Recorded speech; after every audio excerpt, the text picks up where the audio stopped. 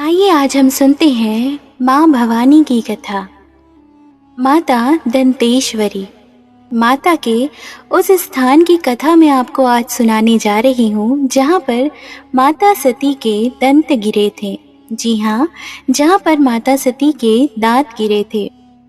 एक बार की बात है, महाप्रतापी राजा अन्नमदेव आंध्र प्रदेश के वारंगल से अपने विजय अभियान पर निकले। रास्ते में पड़ने वाले सभी राज्यों को वे जीतते जा रहे थे। हर जीत का जश्न वे माँ के पूजन से करते।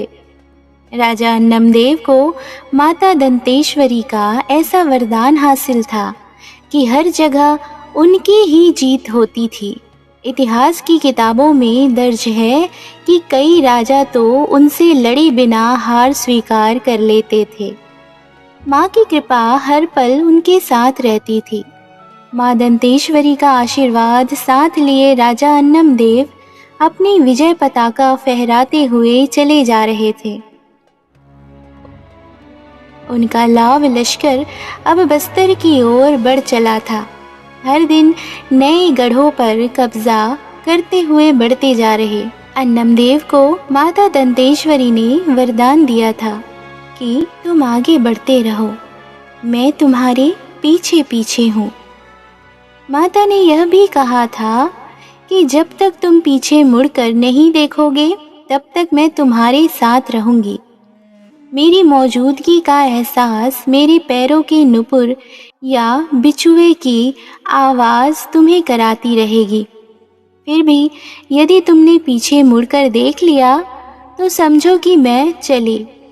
राजा अन्नमदेव लगातार विजय पथ पर बढ़ते रहे। माता के पैरों की नुपुर की ध्वनि पीछे से लगातार आती रही।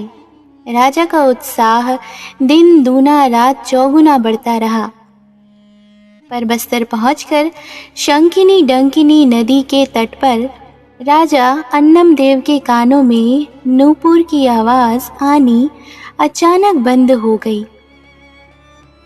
वारंगल से सैकड़ों कोस दूर आने तक और पूरे बस्तर में अपना राज्य स्थापित करने तक महाप्रतापी राजा अन्नमदेव के कानों में नुपुर की ध्वनि गूंजती रही थी। उनके कानों को जैसे उसकी आदत सी पड़ गई थी। नुपुर ध्वनि के बंद हो जाने से राजा अन्नमदेव चौंक गए। हड़बड़ाहट और भविष्य में हार के भय से घबराहट तथा यह जानने की उत्सुकता कि ऐसा क्या हुआ कि माँ के पैरों के नुपुर की आवाज़ आनी बंद हो गई, अन्नमदेव ने बिना कुछ सोचे समझे पीछे मुड़कर देखा। ऐसे में वरदान की बात याद ही नहीं रही थी। राजा ने पीछे देखा तो नदी तट पर दूर उनके सैनिक रेत उड़ाते आते दिखे। नदी तट पर बालू और रेत ही रेत थी। राजा ने सोचा हो सकता है माता का पांव शंखिनी डंकिनी नदी की रेत में फंस गया हो, इसी से आवाज़ नहीं आई हो। माँ भवानी नंगे पैर राजा के पीछे पीछे चलती आ रही थी। उनके नुपुर की आवाज़ें भी आ रही थी। लेकिन जिस क्षेत्र में रेत और बालू पड़े वहाँ माता के पैर बालू और रेत में धंसने लगे, जिसके कारण नुपुर की आवाज़ आनी बंद हो गई। राजा नदी तट से आगे बढ़ा, पर जब उसे नुपुर की कोई आवाज़ नहीं सुनाई दी तो उसने वही समूची सेना रोक दी। रात में अन्नमदेव को लगा कि माता ने साक्षात दर्शन दिए, पर वह स्वप्न था। माता ने कहा, अन्नमदेव, तुमने नियम तोड़ा, पीछे मुड़कर देखा, अब मैं जाती हूँ। राजा अन्नमदेव माता के चरणों में लौट गए। बोले, माता, अब मैं युद्ध में विजय की कामना लेकर आगे बढ़ूंगा ही नहीं, पर आप मेरे साथ ही रहें।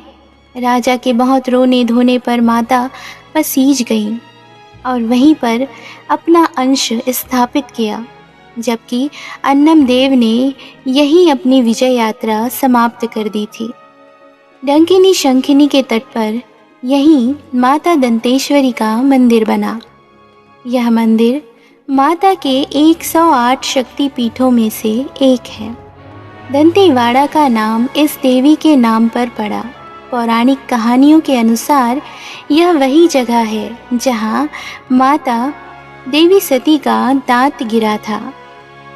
बोलिए माता भगवती की जय। बोलिए माता दंतेश्वरी की जय।